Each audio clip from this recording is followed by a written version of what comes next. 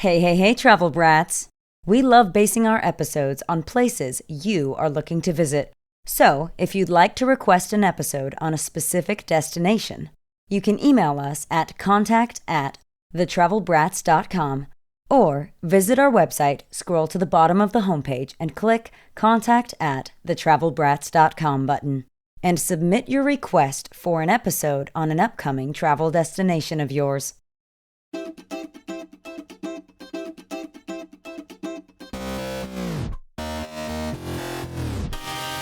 Hey y'all. I'm Soph. And I'm Nat. And we're the Travel Brats. Welcome to our podcast. We've been putting the brat in travel Since 2020. and we're just getting started. From hidden gems to world-class travel. We've been sharing hot and not destinations from a bird's eye view and a party of two. So what's on the itinerary today? Hey, Travel Brats. Happy Travel Brat Tuesday. Today, we are talking about something I think so many people secretly dream about, but rarely give themselves permission to do. Start over. Our guest today is author Lindsey Goldstein, whose debut novel, Gap Year, follows a woman whose entire life changes in just 48 hours. And instead of falling apart, she takes off to Ecuador for her own adult version of a gap year. The book dives into reinvention, travel, heartbreak, motherhood, identity, and the courage to rediscover yourself later in life. Lindsey's own experiences living in Ecuador and navigating personal reinvention inspired the story, and I'm so excited to get into all of it today. Hey, Lindsey, welcome to the Travel Brats. Thanks so much for having me. It's great to be here. Sure, it's great to have you. And I just want to start by doing a few icebreakers just so our brats get to know you and we'll just have a little bit of fun. Sure. So, Lindsey, first off, carry-on or overpacker? So that depends on whether I'm traveling alone or with my husband. So with him, carry on all the way because he does not have any patience for checking bags. Alone, depending on how long I'm gone, I could be tempted to check in. Okay, I kind of love that because when you said it depends on my husband, I thought it was going to be the reverse because if I'm with my husband, I make him carry my bag. And then if I'm alone, I'm like, oh, I better pack light because, I have to carry all my own things. I have to deal with all my own consequences of my actions. No, it's just my awesome. time is my own if I'm alone, so I can take the time to check in. I love that you make it about him instead of about yourself, that we can learn a lot from that. Now, Lindsey, what would you say are 3 things that you always pack in that carry-on? I always pack an umbrella. You just never know. And then I always pack workout clothes because, again, if I have a chance to, even if it's take a walk and I want to get sweaty, I have those. And then the last thing that I always make sure I pack because I've forgotten them before is pajamas. It's like the first thing I pack now. Yeah, I can so see that because it's not something you feel like you need to have on a list, or it's always the easy stuff like the socks, the underwear, the bras, the pajamas that get forgotten. So Yes. I totally get that. Now, what would you say is your favorite travel book besides your own of all time? I don't know if this counts, but I loved A Walk in the Woods by Bill Bryson. It's a memoir and he walks the Appalachian Trail and just all the things he encounters and the people he encounters. And I just loved it. He gave such a detailed overview of the area and I've never been there. So now I'm kind of curious. Oh, that sounds like a really neat book. Yeah, memoirs are great. The nice thing about that is I love to read travel books that are related to the place I'm visiting. Obviously, this whole episode's kind of about that. I'm really excited. But can you imagine hiking the Appalachian Trail and reading his book along the trip? That's something so neat. I love that. Like I read Hawaii when we were in Hawaii. I love kind of the themed books on where you're traveling. But that one in particular, I love. Great. So that's definitely worth a check out. Now, what would you say is harder, writing a novel or climbing a volcano? Well, I'm not going to lie. I have not climbed a volcano. I have climbed a lot of hills. I want to say I've climbed mountains as well, but I'm not sure that is every mountain a volcano, even if it's extinct? I'm not sure the answer to that question. But I would say, I'm guessing just based on my research that I had to do to write about climbing a volcano, I think climbing a volcano is pretty darn hard. Mainly because altitude. I don't do that well with really high altitudes. So sitting down and writing a book has been a pleasure for me. I mean, there's struggles, sure, but I think climbing a volcano by far. Well, I love that. I think it's so true. There are struggles when writing a book, but I thought that was kind of funny that I didn't even know this either.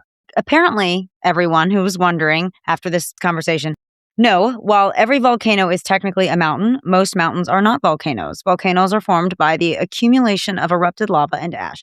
Okay, so maybe just the Hawaiian ones, and I know there's some in Ecuador and et cetera, et cetera. I can't imagine climbing a volcano. I think I've trucked up a volcano, as in a vehicle, but I don't think I've actually hiked one as well. So that's a good bucket list thing now that I think of it. Wait, I just take that back. I have climbed up a volcano. I climbed up on the island Isabella in the Galapagos. That is a volcano. It's still active. And I did climb to the top. So I don't know what I'm talking about. Oh, that's pretty cool. It was at sea level. I mean, you go up to the top, but so yes, I did climb that and it was not that hard, but I think that's because altitude was kind of taken out of the equation. The altitude, it makes all the difference. It really does. I know. I've been like, man, you go to Rainbow Mountain in Peru. That's even like, that's thousands of feet taller than like some of our 14ers here in the States in Colorado. It's another beast. I mean, always lungs for me versus legs when you hit altitude. It's just so crazy. Lindsey, these were awesome. These were really fun. And now that our travel brats have gotten to know you a little better, I want to just dive into the travel side of your life. What do you think people miss when they only travel as tourists versus really immersing themselves somewhere longer term?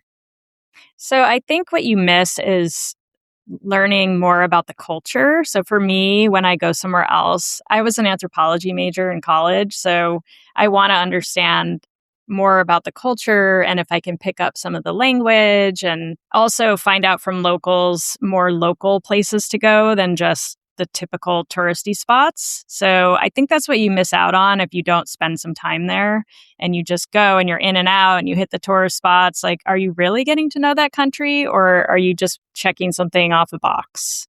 I couldn't agree more. And it's kind of like, why do we travel these places just to check things off a box? It's so much more rewarding when you do immerse yourself and really take the time to.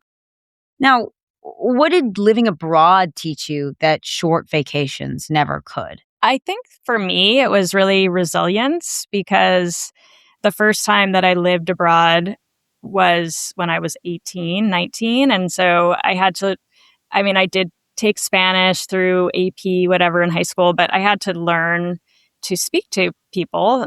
Very few people then spoke English, at least in Ecuador. I think that learning to overcome just any barrier between me and the people around me was a challenge, mainly because of language. And then just overcoming all the obstacles that you sometimes encounter when you live somewhere. So getting parasites or all these things that can happen to you, getting things stolen. I was robbed multiple times when I lived there because I was not that savvy yet. And so I learned more street smarts and how to be more aware of my surroundings and things like that I didn't know growing up in a pretty sheltered environment.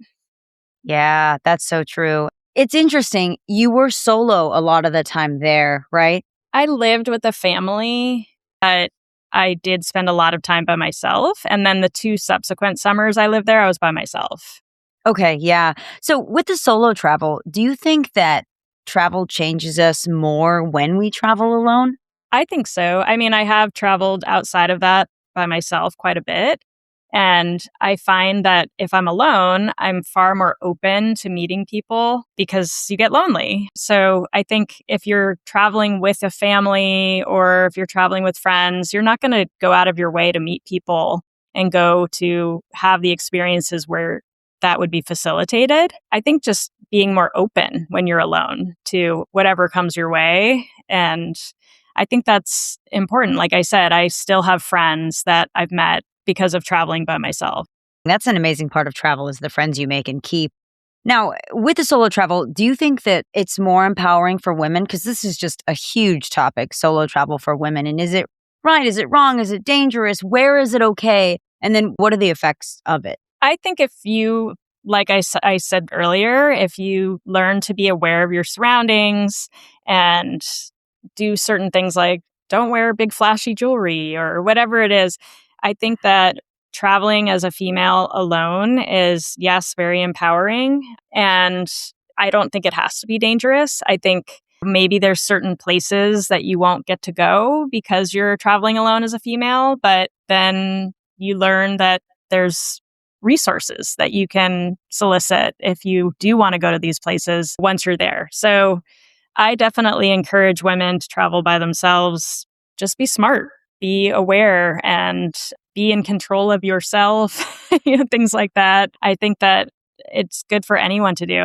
I've already started encouraging not yet, but my 15-year-old daughter, when she gets to be older, I think she should go travel by herself a little bit. It opens your mind so much more. Sure. Yeah, certainly.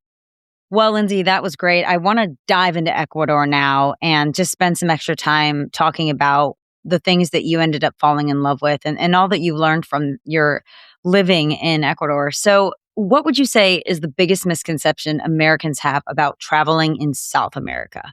I think, and I know this from talking to friends. Oh, I would never go there. It's so dangerous. I think the media really conflates a lot of things that go on in Latin America in general. And I'm not saying that those things don't exist. They do, but it's again about being savvy and aware. And don't go out at night walking down a dark street. You're begging for trouble. But it's funny, a lot of people said, oh, I can't believe your parents let you go to Ecuador when you were 18. Like, it's so dangerous. And I said, I feel like it's so much less safe walking down certain streets in Los Angeles than I ever felt in Latin America. And I've been to other countries now in Latin America. I really think it has a lot to do with media. And I think that's a huge misconception that a lot of Americans have, that it's dangerous to travel there. You just have to be smart. You just have to be smart everywhere. And there's some cities in the US, like you said, Los Angeles, Chicago, Atlanta, that you're on the wrong street or you're out at the wrong time of night alone and anything can happen to you. And so I think, like you said, I think maybe people get scared about thinking about that concept of the fact that Ecuador is so far away and it's so foreign, maybe. It's good to break down that stigma because it's not like it's a 10 out of 10 danger and the United States is a 1 out of 10. It's crazy. Yeah. Personally, I've been a couple countries in South America and I love it. And I didn't feel unsafe at all. But again, it's like you said, I've heard some solo travel stories of think people getting robbed and things. And so you just really have to be, like you said, mindful. Hey y'all, it's your travel brat Nat. Did you know that we create blogs to go along with all of our episodes? You can check them out at thetravelbrats.com. Now, for someone who's never been to Ecuador before, what's the first thing you think they should know about the country as a whole? I think the thing that a lot of people don't realize, it's a really small country with every possible ecosystem in it. So you can see so many different things in a pretty short period of time. That's why I love it so much. So if you want to go to the rainforest, you want to go to the Galapagos, you want to go to the coast, you want to go to the mountains, you can do all of that in 3 weeks or so. I mean, if you had longer, great. But I think if you want to explore all of these different types of natural wonders, then it's a great place to go. I love that. It reminds me a lot of, these are bigger countries, but like Mexico, I love it. And the fact that you can jump from the coast to the rainforest, you can go see cities surrounded by mountains. It's very similar. And so, Bolivia, again, the same thing. I think some of these South American countries are spectacular for, again, that. You stay a couple weeks and you really get the whole 9 yards. Whereas in the States, you got to drive hours and hours and hours and hours to get to, from the beach to the mountains in most places. Exactly. And how would you describe the energy of Ecuador for someone who's never been?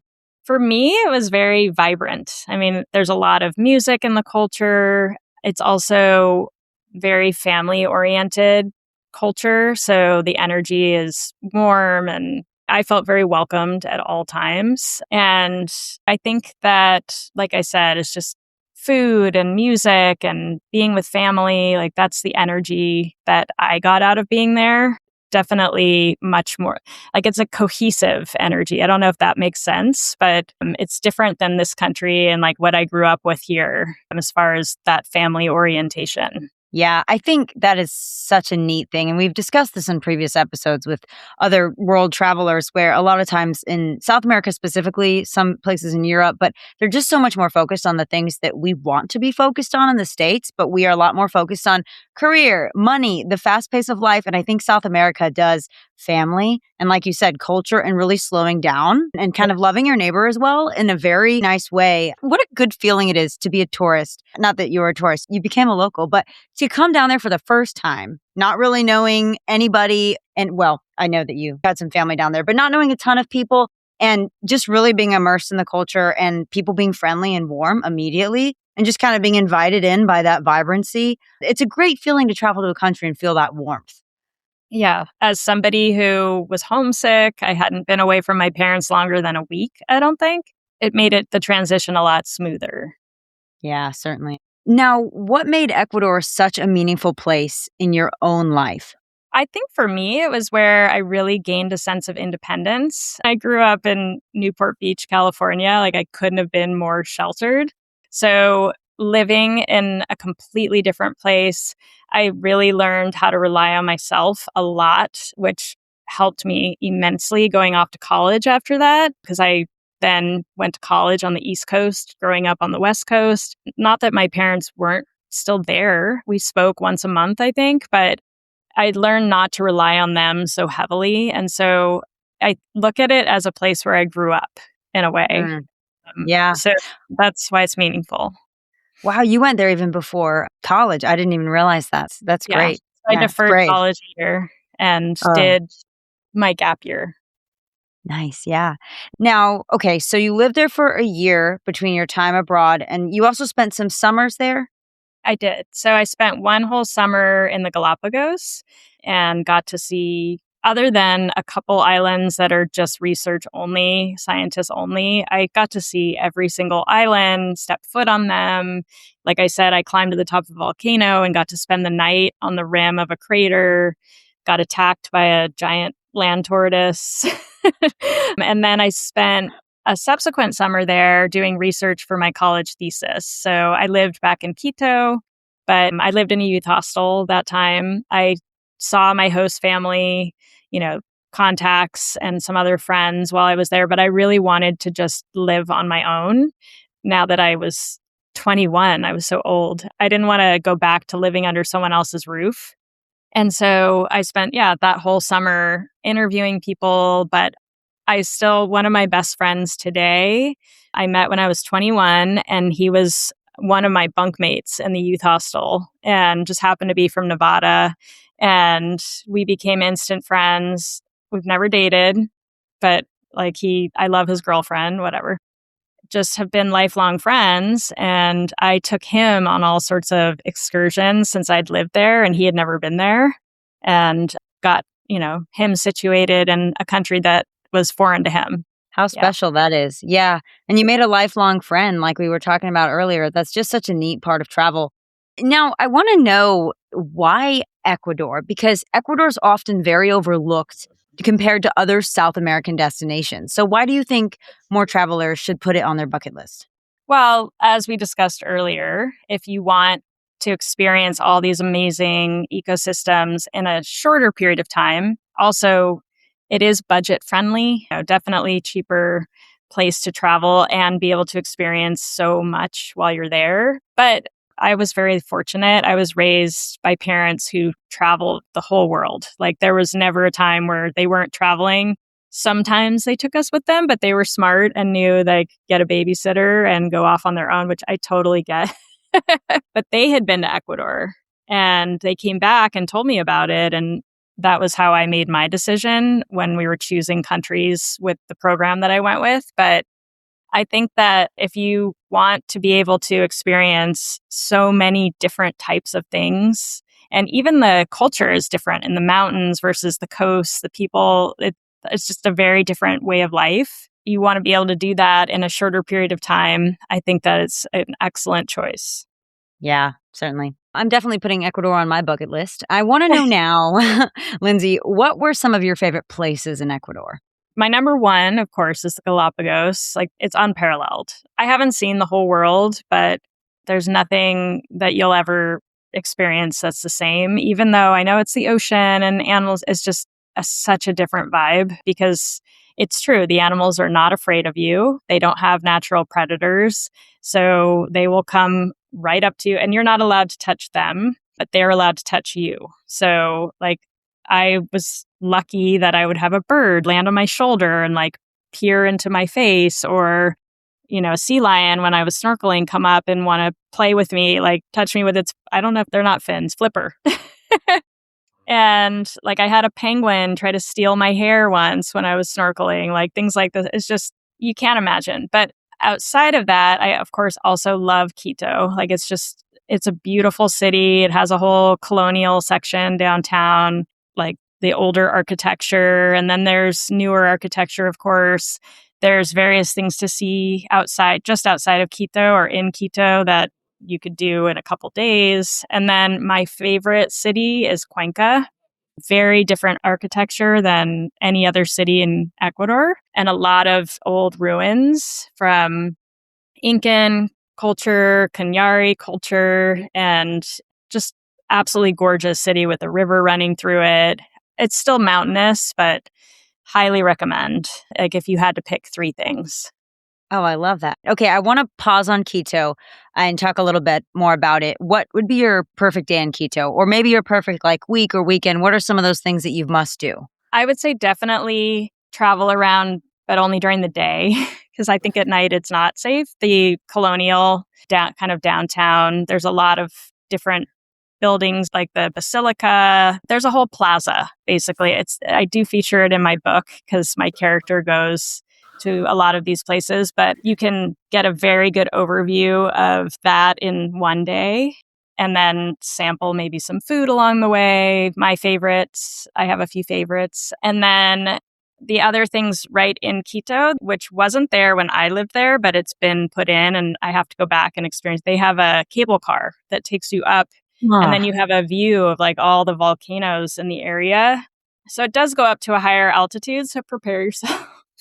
But I would definitely recommend that. And then I don't think you can go to Quito without going to a place that's called La Mitad del Mundo, which the middle of the world. So it's where 0 latitude, 0 longitude, and you can stand there, kind of straddle. But then they have a monument there that, you can take pictures with, etc. And then if you have a little extra time, one of my favorite markets is Otavalo. It's a bus ride, like maybe an hour north of Quito. If you have a car, take a car, whatever. But it's a huge flea market type of situation, and you can buy anything Ecuadorian to bring home with you, clothing, jewelry, you name it.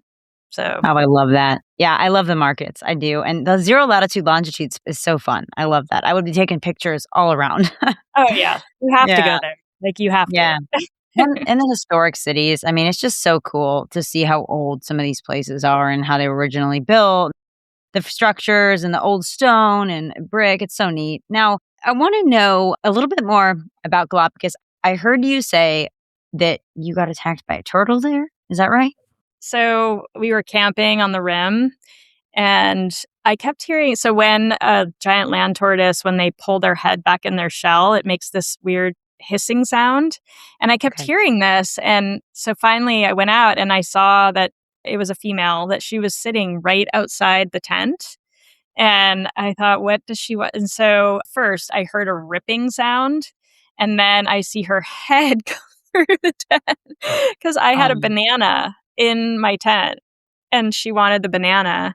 And so she just made a hole, ripped and pulled the banana out. And anyway, so yes, I wasn't necessarily attacked per se, but my banana was attacked. She definitely attacked your tent. Yeah, and your banana. That's crazy. That's hilarious. I guess that's a good, most memorable travel story from Galapagos, but I'm sure you have a million. Yeah, no, that, yes, definitely. Yeah. Now, do you have a favorite hidden gem in Ecuador that tourists typically don't talk about enough? I feel like not enough people do go to Cuenca. I think people hit Quito and then maybe they go a little bit to Guayaquil because that's the way that you would go to the Galapagos. Maybe they go to the Amazon, but I feel like people miss Cuenca and it should not be missed. Yeah, sounds spectacular. Yeah, those small historic towns and that local culture, that's so neat. Yeah, no, and it just absolutely gorgeous. So Yeah. worthwhile to go there. Okay, everybody. Okay, Brats, Cuenca. Don't forget it. Put it on your list. We'll put it in our blog and in our guides so we don't forget about it. Well, I want to talk a little bit about the food now, Lindsay. What Ecuadorian foods do you wish more people knew about? So my favorite, there were two things that were my favorite. So I no longer eat fish, but then I was a pescatarian, which was not easy in Ecuador. It's pretty meat centric country. But there were a few things I found that I just adored and I haven't encountered here. So one of them is an humita, which it's basically like sweet corn, like corn that's been ground down. And then there's cheese in it and garlic and some other stuff. And then they steam it in a corn husk. And it sounds simple, but nothing is better. Like they bring it to you, it's hot, and then they serve it. There's this little sauce that is on every table in Ecuador called ají, and it's made from chilies. It's super spicy, but you put a little bit of that on it, and I could eat 10 of those. But then they have kind of a sweeter version that I also enjoyed sometimes called a quimbolito. So it's similar, but it has raisins in it. It's a lot sweeter. It's also steamed in a corn husk. And then my favorite thing that I could never pass up, there were always women randomly on the side of the road with like a cauldron. They don't call it corn, they call it choclo. And their corn is very different. It's got these massive kernels that are chewy. Like they don't pop in your mouth like corn here. They're chewy and they serve it with this very, very salty cheese. So you take like a bite of the corn, a bite of the cheese, and I could never not stop for one of these women and eat those. I would say those are my favorite. But if you like meat, it is a very meat heavy. It's funny because a lot of people assumed that sometimes potatoes, but rice with every meal. Every meal. I would say that's very similar to Bolivia. There were so many like little cheesy bread formations from similar things, like you said, with the cheese and the corn flattened out kind of in a little tortilla sandwich to cheese bread. Then you had like a cheese pie, then you had meat. And, the local markets, though, with the fruit and then the local stands, like you said, with the little snacks. That's so fun. I think that's such a fun part of South America as a whole. I've never had these specific snacks in Ecuador, but man, in Bolivia, I loved the side snacks. So it's really neat. Yeah. Fruit in Ecuador. Like I had never tried some of these things here because they didn't look right here. Yeah. And the number of types of bananas in Ecuador, like they export bananas, but only really the ones that Americans associate with banana. Like I have some hanging right there that say Ecuador. But they have, I want to say, dozens and dozens of types of bananas that you can eat. Oh. Yeah. So I didn't even know that was a thing. Different bananas. Different types of bananas. And then, like I said, fruits that I never, like chirimoya, I had never tried that. And someone was selling on the side of the road. I ate like 4 of them. And then I was with some people. They're like, okay, you're going to have GI upset. You need to stop. That's a lot of fiber. Awesome. That's great. Oh, how cool. Yeah. That's just one of the most fun things about culture is trying the different foods. Now, I want to switch a little bit and talk about culture/language. How important was learning Spanish to your experience there? For me, it was very important because I went to a high school, nobody spoke English. So I repeated my senior year of high school for no credit because I had already been admitted to college here. So if I wanted to form relationships with anyone, friends, date someone, I had to speak Spanish. So I was very isolated until that happened. So to me, it was super important. I didn't feel like really anyone spoke English in Ecuador when I lived there. And I actually was reading up on this, and it said only 2 to 3% of the population now speaks what would be considered fluent English. I'm guessing hospitality, tourism, like those people speak English. So if you're just going there as a tourist, I think you will ask me this, but you'll be okay because those people do speak English, like enough that there won't be any language barrier. But if you want to go there and actually have a conversation with someone and learn anything about the culture, I think it's important to learn some Spanish before you go. Certainly. I think that's part of the experience. Like, learn a few words at least and get started so that you can have a little fun, asking someone, ¿Dónde está el baño? And, Yeah, things whatever like it that. is. Yeah. Yeah, it's fun. Yeah, I think that's important. Are you ready to travel with purpose? If you've been wanting a trip that goes beyond sightseeing, one where you can truly make an impact while exploring incredible destinations, this is your sign. We've partnered with Globalware to help you experience a different kind of travel. 1-week service adventures in places like Peru, Costa Rica, Cambodia, and more. You'll spend part of your trip assisting and connecting with local communities while also discovering the culture, food, and beauty of each destination. No special skills needed, just an open mind and willingness to show up and immerse yourself. If this sounds like your kind of adventure, we'd love to help you get started. Email us at thetravelbrats@gmail.com with the subject line Globe Aware Trip, and we'll send you a code for $100 off your first Globalware booking. Let's travel differently. More meaning, more connection, and more impact. Now, I want to talk a little bit about adventure and outdoors with you. What's the outdoor adventure scene like there for travelers who love hiking and also nature? I know we talked about Galapagos, but yeah, what else? There's different adventures you can have climbing volcanoes. Certainly Cotopaxi, Chimborazo is another one that you can climb. I'm sure there's others. And there's all kinds of touring companies that you can go with, like a guide, so that you're not doing this on your own. I wouldn't recommend doing it on your own. And then the Amazon, again, there's all different types of trips that you can take there depending on your budget. It's not the Amazon, obviously, in Brazil, but it's tributaries that feed into the Amazon in Brazil. So they're all connected. You'll see a ton of wildlife like you can't even imagine. I mean, everything's on steroids, I feel like. Wow. It was just such an incredible experience there. And then again, like if you want beach scene, there's all types of different. You can get there from Quito driving, or you can get there from Guayaquil if you fly there. Different types of beaches that are popular and beautiful, scenic. And then like there's a place called Baños that they have natural springs, that kind of thing. You can go there. It's a drive from Quito, not that far. It's a day trip. So it really depends what you like. There's anything and everything. Yeah. Well, those all sound amazing. Now, was there a certain experience, a physical experience that completely pushed you outside your comfort zone there?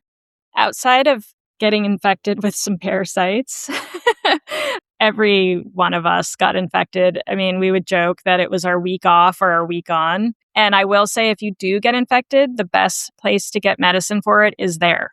They have the best medications. So don't just bring stuff from home and take like Imodium. Actually see a doctor there because they know how to treat this.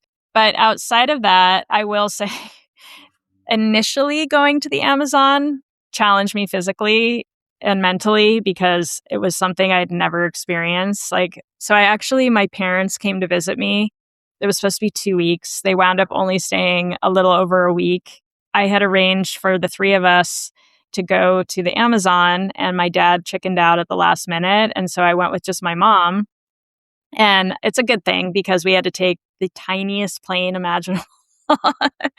And then we had to take a large boat down a tributary of the Amazon. And then from there, get into a little canoe in piranha infested waters.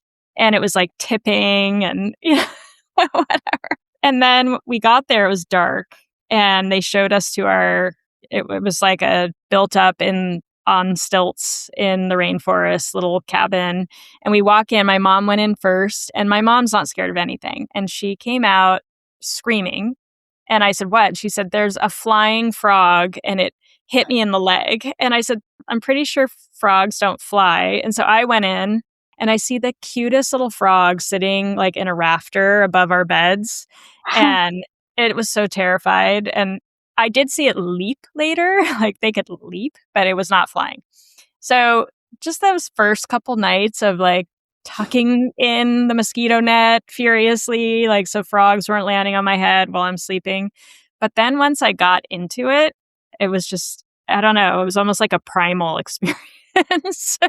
That's honestly pretty neat. I mean, it's certainly not glamping, but it sounds like a really find yourself experience to put it as best I can, and it's neat. I mean, like you said, once you get used to it, you both knew what you were getting into. It's not Oh, like yeah. you expected this to not have, what's in the water, what's in the air and in the, sky, the bugs and the frogs, and you were ready to be at one with nature. Yes, yes. Yeah. And Yeah. It's not for I everybody.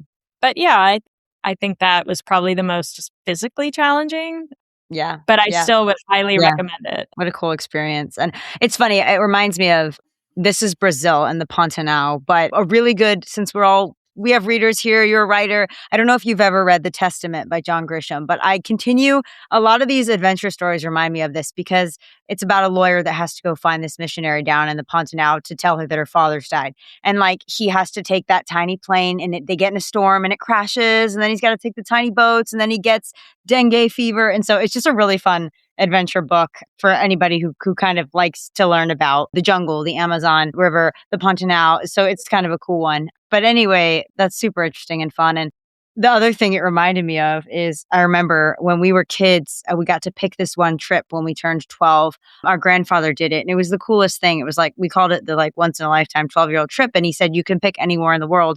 He said that, but my brother was like, we're going to the Amazon. And I was like 10 at the time. And my sister was like 14. My brother was like 12 or something. And my grandpa's like, I'm not taking you three to the Amazon. Like that's an adult adventure, or some people will never want to go.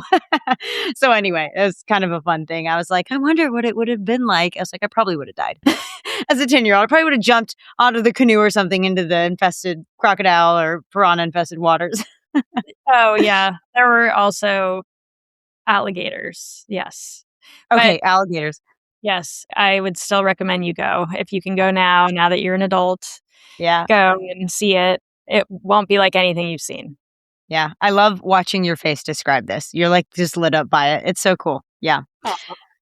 Well, Lindsey, that was fun. I want to talk a little tiny bit more about Ecuador and just jump into some rapid fire. So, one thing every traveler should pack for Ecuador. I would say an umbrella again, because even though they have a rainy season and a not so rainy season, or a raincoat, I felt like I never knew when it was going to rain. And when it does rain, it's a deluge and then it's over, but you get drenched. So be prepared. Yeah. Now, and they make some great little travel umbrellas now that are so easy to carry around. Guys, check out our Amazon store. Okay. Plugged the travel umbrellas in the Amazon store. Now, sunrise hike or late night local dancing? Sunrise hike for sure. My entire life. I would much rather get up early and take advantage of the day than stay out late. That's just me. I do enjoy some merengue and salsa, but I would still opt to get to bed and then get up for that sunrise hike. Yeah, worth it. And also, we know we need to be careful walking home at night after late nights. Exactly. Yes. Now, one word that describes Ecuador to you. Multifaceted. Is that one word? I think so. It might be a hyphen, but we'll count it. We're not grammar sticklers. We're travel brats, so we're okay. Yeah. Hey, travel brats. Do you have expertise on a cool travel destination? If so, we would love to have you on our show. For a chance to be a guest on our show, visit thetravelbrats.com and click on the blue Work With Us button in the top right-hand corner. In addition, feel free to email us at contact@thetravelbrats.com. Okay, well, now I want to talk about the gap year, because I don't know if I've known anybody that has taken a gap year that has regretted it or not loved it. So I really want to talk a little bit more about that. And I love hearing how deeply Ecuador really shaped both your life and your story. So it feels like the setting becomes its own character in gap year, which is a really neat thing. You really have lived what you're writing about.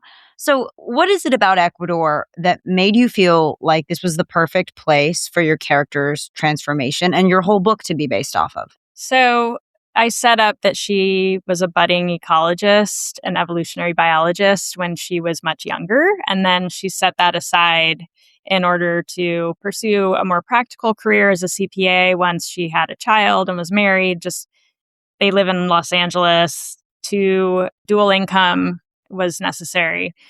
But she never forgot. Like, this was something that she wanted to do with her husband. Like, oh, maybe at this point in time, we'll be able to go back, or at this point. So they never get to. And now that he's out of the picture and her daughter's off on her own gap year in Spain, she's like, why not? Why not go to this place that appealed to me so strongly as an ecologist and evolutionary biologist? The Galapagos is the heart of evolution. So that was why I wanted to set it there, and probably came up with the setting first and then design my character around that. And just because it's such a special place to me and the character fits.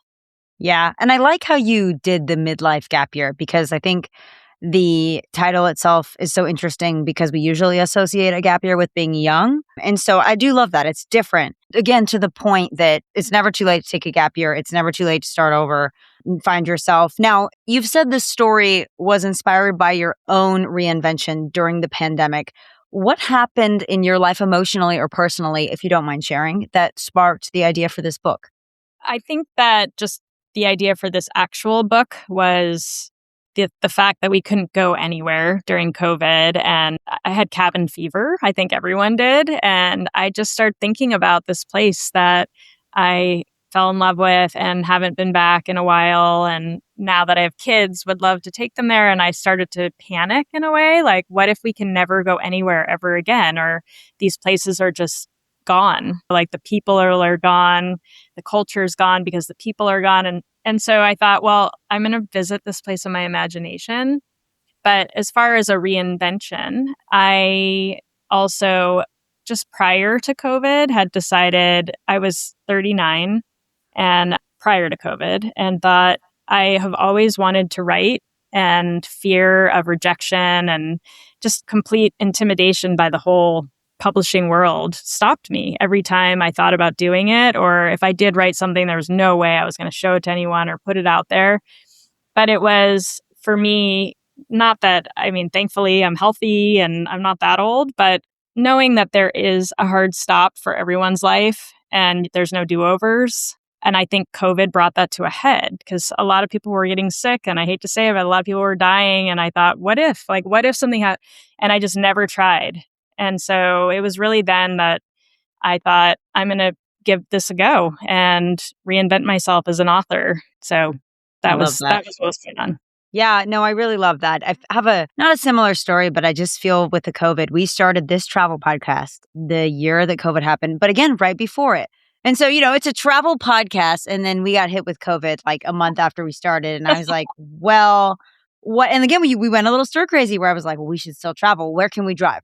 Like, how can we do this? What's open? What's not? It was obviously a challenge, but you make it through something like that, like you said, and you're like, oh, I can do whatever. And on that note, what do you hope that women feel when they read your book? I really hope that people feel, and particularly women, I think women will be reading this more than men. Some men have read it, but whatever, that it's never too late. So if there's anything that has been on your back burner and you thought, I can't do that, I would say it doesn't have to be a trip to Ecuador or a gap year or something as dramatic as that. But you should start chipping away at that now, because there's no do-overs and you won't get that time back. And there will come a day at some point where maybe you really can't. So what's that Monopoly thing? Do not pass go. Oh, do not pass go. Do not collect $200. Oh, get out of jail free card. I'm going to name every single Monopoly term for you. It's my favorite game. When you go around. When you land on go, yes, you go to jail and you can't pass go and you can't collect $200. Yeah. Yeah. So pass go and do it, whatever it is. Pass go. I like that. No, don't stay stuck. I love that. Pass go. Lindsey, this has been so fun. I want to just ask you a few closing questions. If you personally could take another gap year tomorrow, where would you go? I did some thinking about this, and I would go to Japan. I have not been. It is so far afield from anywhere. I mean, I haven't done a ton of travel in Asia, just a tiny bit, but it left me wanting more. So I've just heard so many good things about it. And I will say that I have read countless accounts of the fact that it is very safe, particularly for a female to travel alone.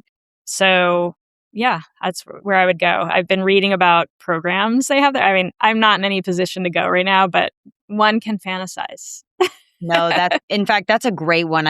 That's on my bucket list as well. I would love to ski there also, but most powder in the world, which is a fun fact. It's something you wouldn't think. When you think about skiing, you don't think about Japan. When you think about Japan, you don't think about skiing. So it's a fun fact. But anyway, just for the solo female traveler, I have had friends that have lived there. And my partner, my travel brat partner, Natalie, she has been in Japan for like the last 2 months. And they've been stopping at every port. She's working on a cruise ship. She's a singer, an actress. And so she is absolutely loving it and just is stunned by it, from the cherry blossoms to the history to the architecture to, the big cities and then the small, quaint, like countryside, if you will, towns.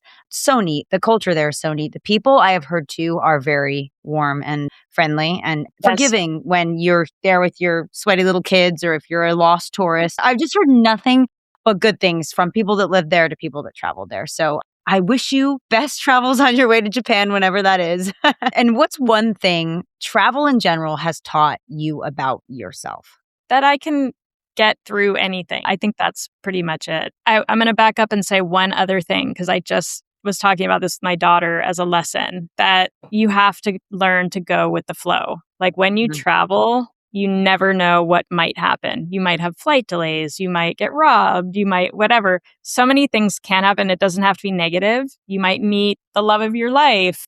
Go with the flow, because it's not your everyday life, which is a little bit more of a controlled environment and set and routine. And so if you get an opportunity to go do this, go do it. So I think that I would say is the biggest lesson I've learned. Yeah, I really love that, because you hear that and you say, yeah, I know. But you really have to get it in your head that that's the truth, because when you're in the moment and something happens traveling in a foreign country and you let yourself freak out, nothing good's going to come from it.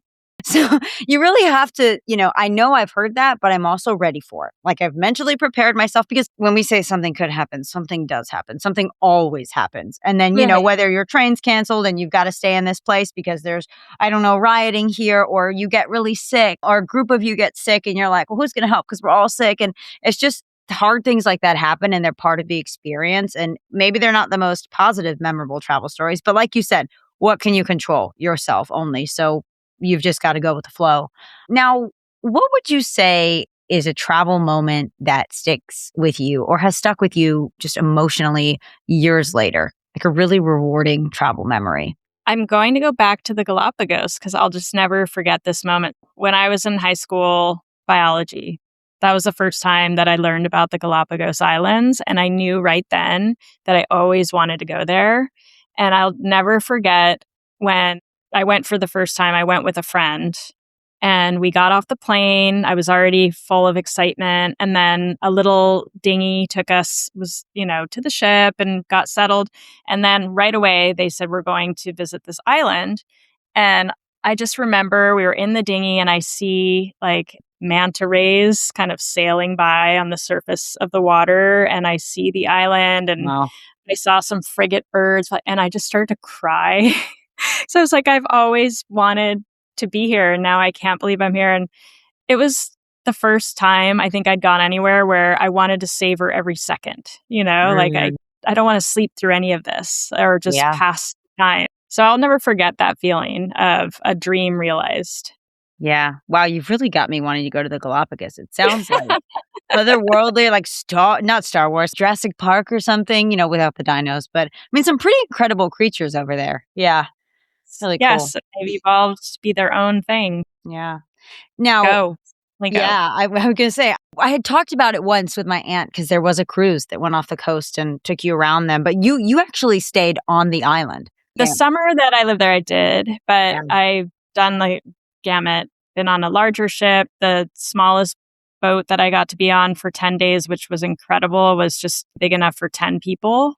And that one took us to every nook and cranny that the bigger boats can't get to, because they have a lot of rules about vessels and where they're allowed to go. So the smaller the vessel, of course, the more likely that you can go to more far afield places. So if you can afford it, do it. But the summer that I lived there, I did have a main base on Santa Cruz Island, Very like cool. close Yeah. the Charles Darwin, the research center.